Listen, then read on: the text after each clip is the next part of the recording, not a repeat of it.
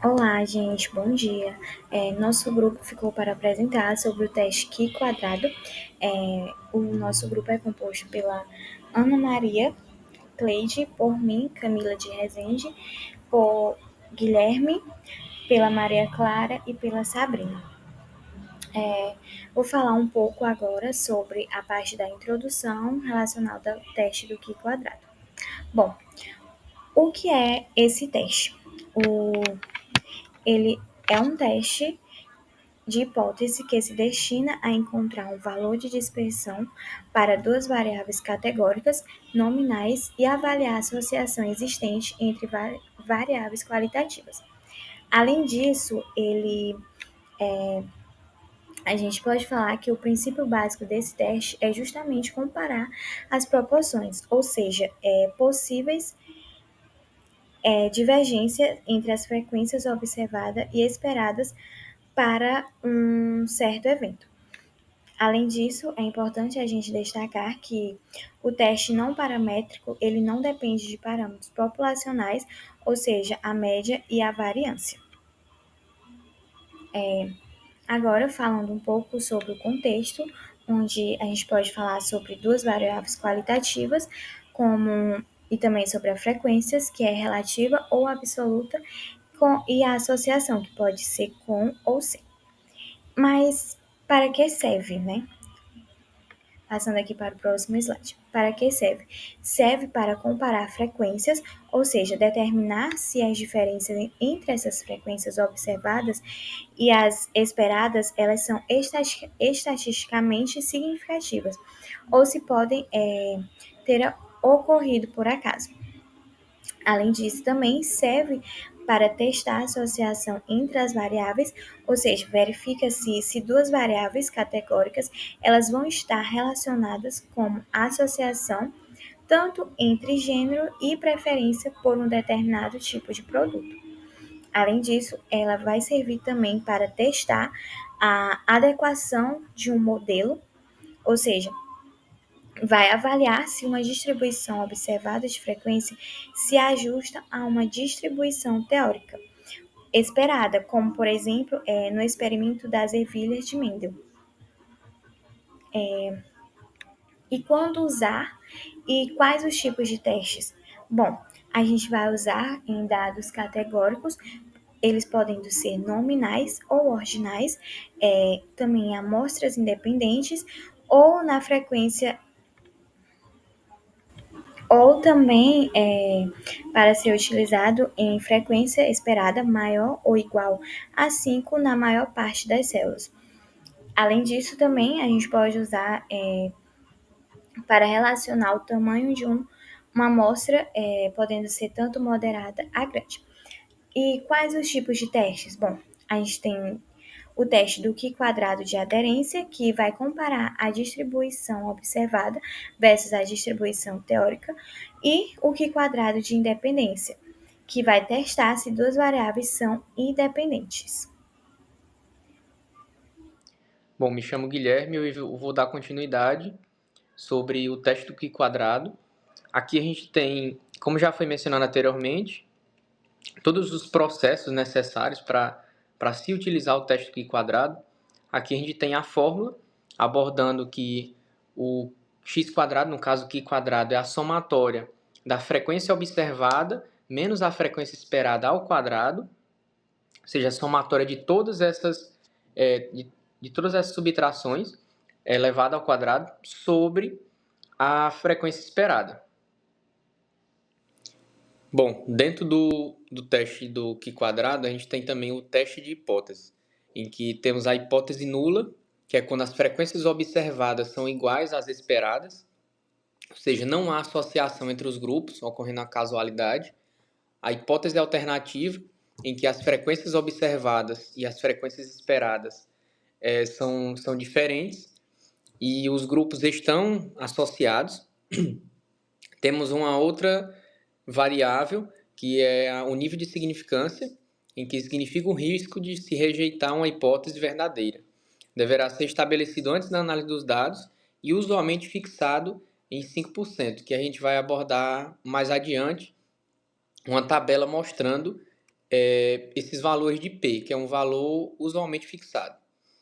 Os valores de x quadrado, ao nível de significância, é denominado Qi quadrado crítico ou tabelado, que é justamente esse quadrado, Qi quadrado crítico que vai estar abordando na tabela que eu irei mostrar mais adiante, esse valor usualmente fixado, que é P igual a 0,05.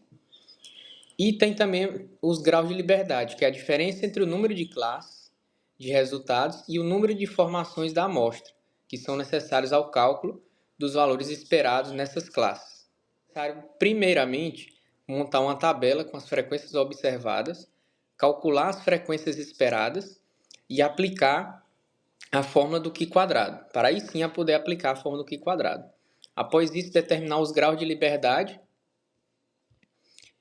para saber se, no caso aqui mais embaixo, entre a aderência e a independência, em que o de aderência é usado quando se deseja verificar se a distribuição observada dos dados segue ou não a distribuição teórica, e a independência se as duas variáveis categóricas são independentes.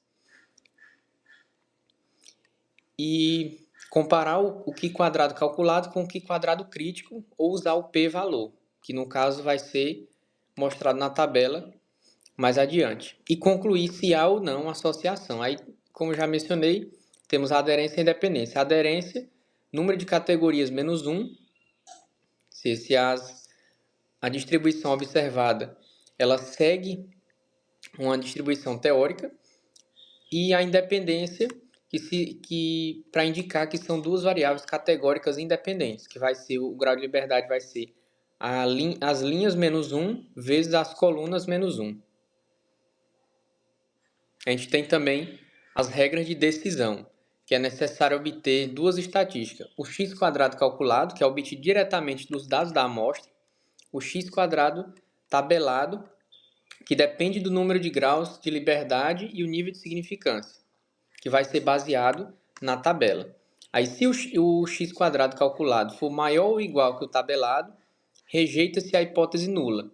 Se o x quadrado calculado for menor que o x quadrado tabelado, aceita-se a hipótese nula. Ou seja, que não há diferença, não há associação, e os dados vão seguir um resultado esperado.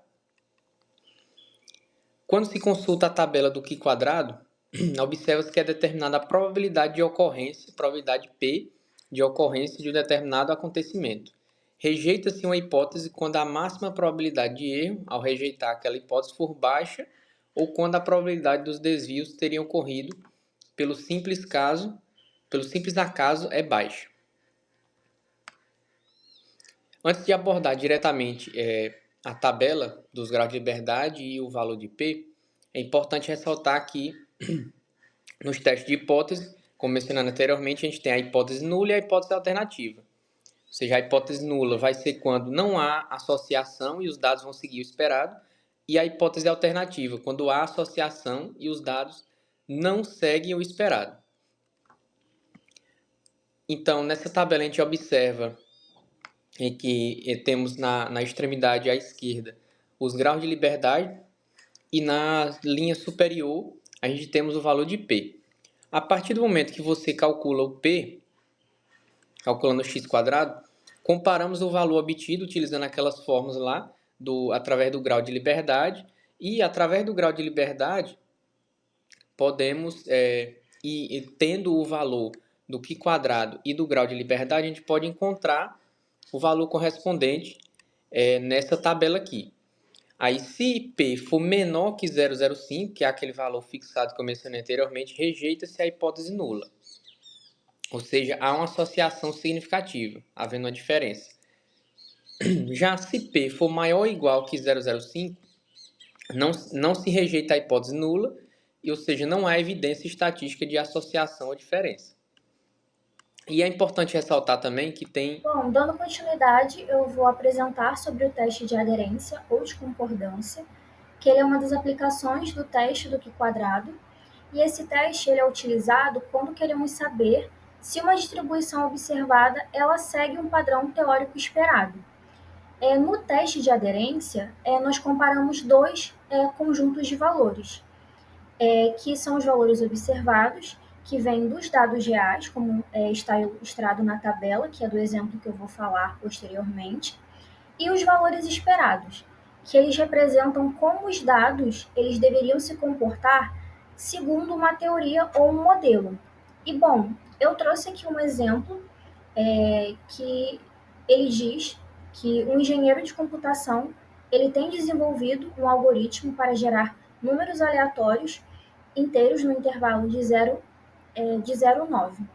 Ao executar o algoritmo gerar 1000 valores, ele obtém observações com as seguintes frequências, que é a tabela ilustrada. Que, bom, as hipóteses testadas são o H0, que são frequências observadas que são iguais às esperadas, ou seja, os números eles são realmente aleatórios.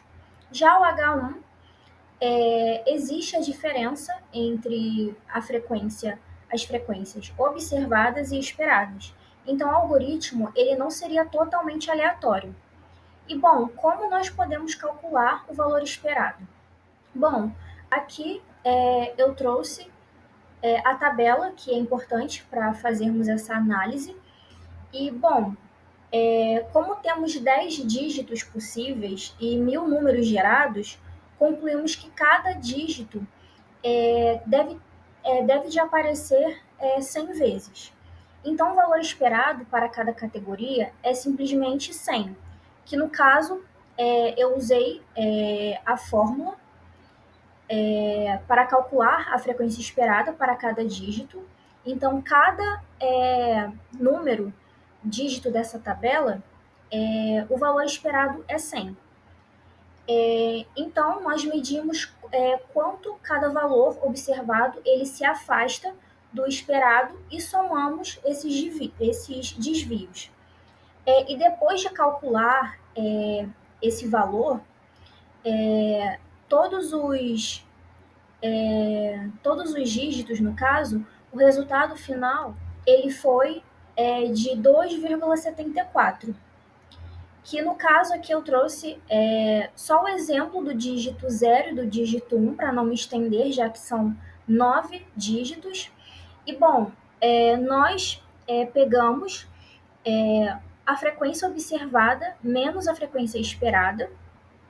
Também vamos utilizar esse resultado ao quadrado e depois dividimos ele pela frequência esperada. Que no caso aqui eu trouxe o exemplo do dígito 0, que aqui nós conseguimos ver na tabela que a frequência esperada é de 94, que no caso aqui eu escrevi como a frequência observada.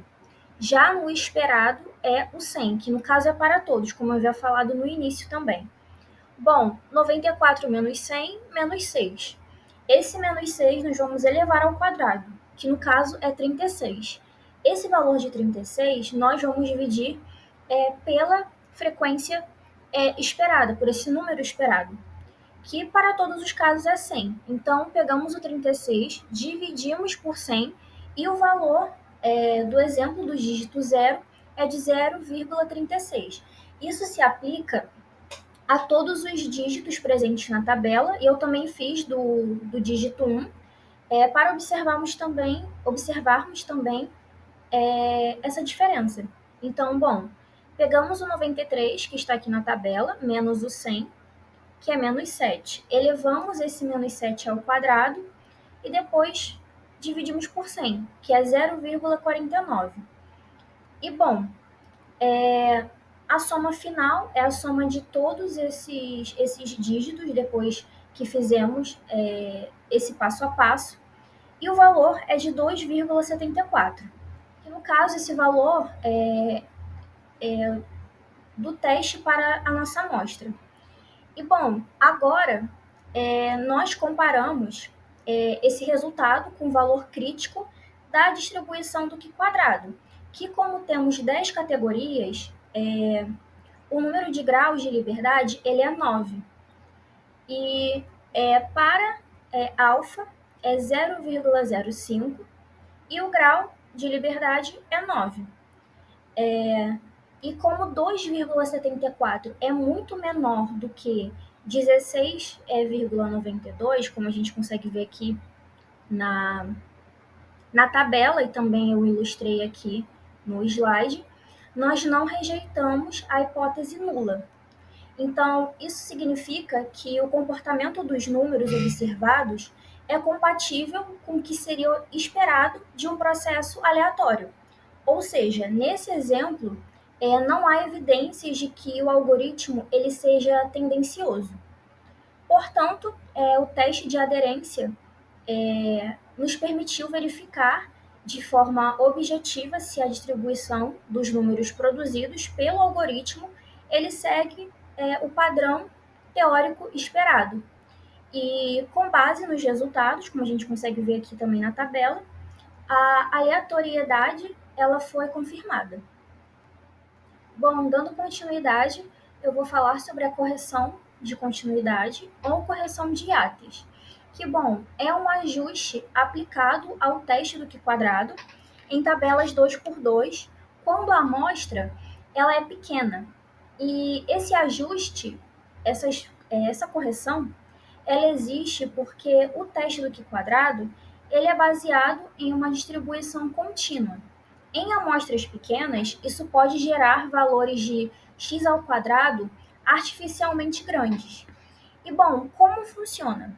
A correção, ela diminui a diferença entre os valores observados e esperados, subtraindo 0,5 antes de elevar ao quadrado.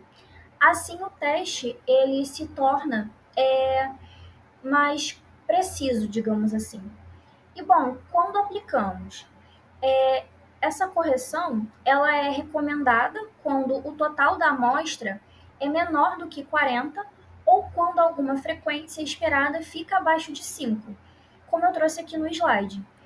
Quando a amostra é pequena e ou que a frequência esperada em uma das classes é pequena, tipicamente quando for menor que 5, a fórmula de obtenção de x² poderá produzir um valor significativo, maior do que x² crítico e, portanto, maior do que o valor real. E nesses casos, Fischer recomenda o uso de um fator de correção de continuidade para cada classe a fim de evitar eventuais conclusões erradas. E bom, com a correção, ficamos menos propensos a concluir que existe associação quando, na verdade, ela não existe, ela não está correta. E, bom, no geral, a correção de continuidade ela é uma forma segura de ajustar o Q² para dados discretos, aumentando a confiabilidade estatística em tabelas pequenas. Então, de modo geral, usa-se a correção de hiates quando o valor de Q² obtido ele é maior que o crítico e o valor de n ele é menor do que 40, como eu já havia falado. Olá, eu sou Sabrina, vou dar continuidade falando sobre o teste de independência ou contingência. Ele é um teste utilizado para verificar se duas variáveis categóricas são independentes entre si ou se há associação entre elas. Dentro desse teste há duas hipóteses, H0, que é quando as variáveis elas são independentes, e HA, que é quando há associação entre as variáveis, e é aplicada através de tabelas de contingência com linhas e colunas. Quando as variáveis elas são independentes, significa que uma não vai influenciar os valores das outras, e quando há associação, há influência de uma sobre a outra. E para explicar a aplicação desse teste, eu vou utilizar essa questão e explicar. O inspetor de qualidade toma uma amostra de 220 artigos num centro de distribuição. Se sabe que cada produto pode vir de uma das 3 fábricas e pode ou não estar defeituoso. O inspetor avalia todos os produtos e obtém os seguintes resultados. E são esses dispostos aqui nessa tabela, que eu já deixei pronta. onde a hipótese H0, a proporção dos produtos defeituosos, é a mesma para todas as fábricas. Como a gente observa aqui, esses valores 34, 186 e 220 são para as mesmas fábricas. E as variáveis aqui analisadas são duas, que é a fábrica de origem e a peça que pode ou não estar defeituosa.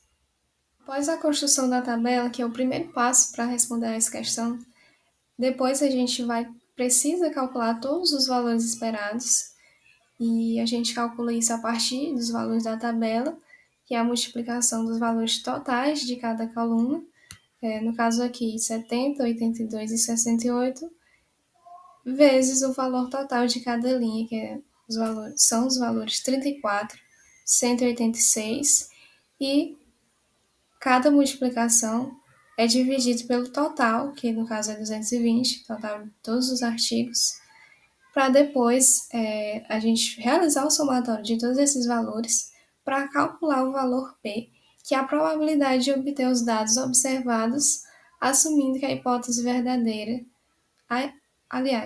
que a hipótese nula é verdadeira. Continuando, eu construí outra tabela com todos os valores encontrados anteriormente.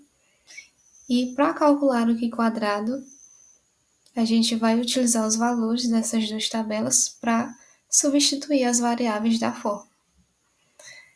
Primeiramente, o primeiro cálculo a ser feito com o primeiro valor da primeira célula de ambas as tabelas, que é o valor 8, aqui localizado em DF1, menos o valor encontrado na mesma posição, só que da segunda tabela. 8 é o valor observado e o 10,81 é o valor esperado. Essa subtração, o resultado dessa subtração vai ser levado ao quadrado, posteriormente dividido pelo mesmo valor esperado utilizado na subtração, que no caso desse primeiro cálculo é o 10,81. Esse processo vai ser repetido com todos os valores das células das tabelas. Posteriormente, a gente vai utilizar o valor 15, localizado em DF2 da primeira tabela, subtraindo por 12,67 e, posteriormente, feita a divisão pelo mesmo valor esperado. E, posteriormente, vai ser realizado o somatório de todos esses valores, como o 0,730, que é encontrado nesse primeiro cálculo.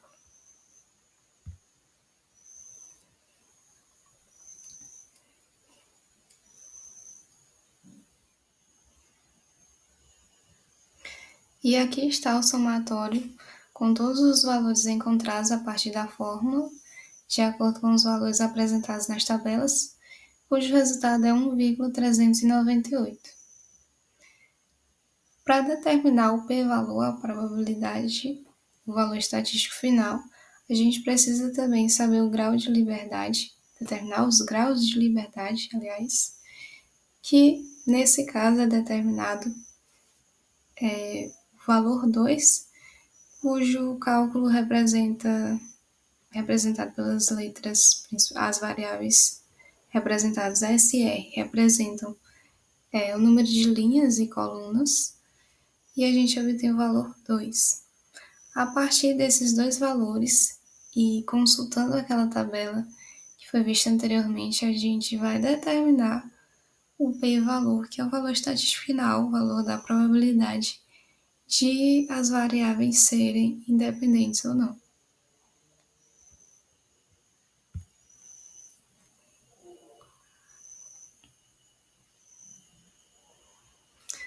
Por fim, para encontrar finalmente o p-valor, de acordo com os valores encontrados do Q quadrado, o valor de 1,398, e de acordo com os graus de liberdade encontrado, que foi 2, a gente consulta a tabela e interpreta o p-valor.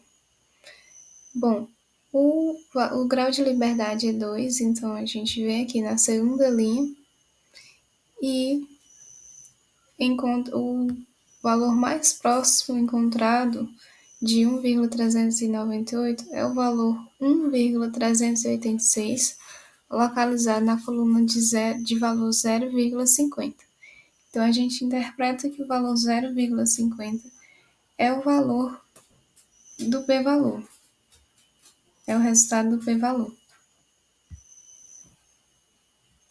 Seguindo a regra de interpretação do p-valor, como o valor encontrado 1,386 na posição de 0,50, como 0,50 é um valor maior que 0,05, a gente tem que concluir que não há associação entre as variáveis e que a hipótese H0 é verdadeira e as variáveis são de fato independentes. Bom, meu nome é Ana Maria e agora eu vou dar continuidade na apresentação explicando sobre o teste de heterogeneidade. Bom, esse teste ele é utilizado na bioestatística quando a gente quer verificar se diferentes amostras que foram obtidas numa série de experimentos apresentam ou não o mesmo comportamento, né? Em outras palavras, ele vai servir para avaliar se essas amostras elas podem ser consideradas homogêneas, ou seja, né, se seguem o mesmo padrão estatístico, ou se existe uma heterogeneidade, que seria uma diferença significativa entre elas. Bom, a ideia é bem simples. Primeiro, cada uma das amostras envolvidas, a gente calcula o Q quadrado individual. Depois, calculamos também o Q quadrado total, considerando, né, os dados somados de todas as amostras. E depois disso, pegamos a soma dos Q quadrados individuais e subtraímos o valor do Q quadrado total. O valor que vai resultar dessa subtração é justamente o Q quadrado de heterogeneidade, que é o que a gente vai interpretar agora no final, agora na próxima slide. Se esse valor ultrapassar o valor crítico da tabela do Q quadrado, significa que as amostras elas são heterogêneas. E se o valor calculado ficar abaixo do valor crítico, significa que as amostras elas não apresentam uma heterogeneidade, ou seja, elas vão ser homogêneas. Bom, para ilustrar, né, como que isso funcionaria, a gente tem aqui 3 amostras diferentes, né, provenientes de 3 localidades, que seriam Belém, Maceió e São Carlos. Cada amostra delas representa filhos de casais com genótipos MN e MN.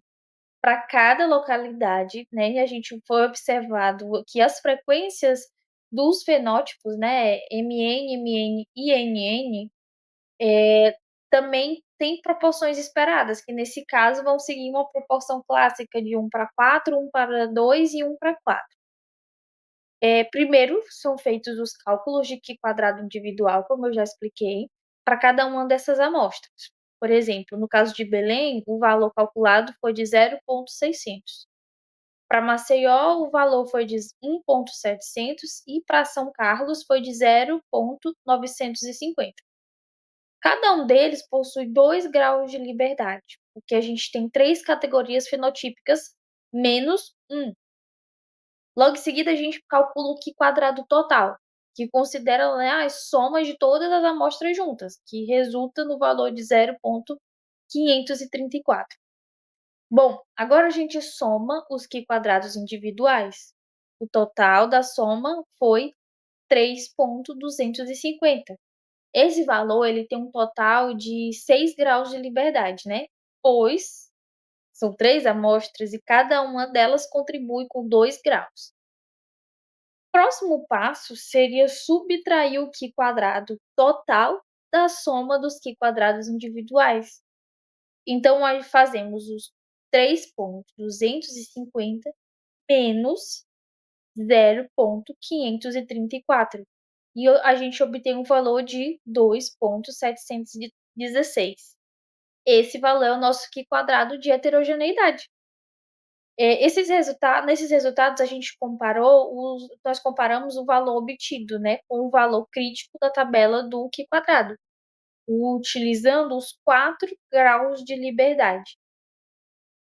Nesses 4 graus de liberdade, a gente vê a diferença entre os graus de liberdade totais das amostras, de cada um, que é 6, menos o grau de liberdade total, que foi 2. Então, o valor crítico para o Qi quadrado, com 4 graus e nível de significância de 5%, é 9.488. Quando a gente compara esses valores, a gente observa que o valor calculado, né, o 2,716, é muito menor que o valor crítico, que é 9.488. Isso vai significar que nós não rejeitamos a hipótese da homogeneidade. Então, significa, em outras palavras, seria que não tem uma diferença significativa entre as amostras. Todas elas vão seguir o mesmo padrão de distribuição fenotípica, ou seja, dizemos que as amostras não são heterogêneas. Esse resultado ele indica que, mesmo sendo de localidades diferentes, as 3 amostras apresentam distribuições semelhantes, praticamente iguais para os fenótipos MM, M e N e o NN, quando a gente analisa dentro desse modelo esperado.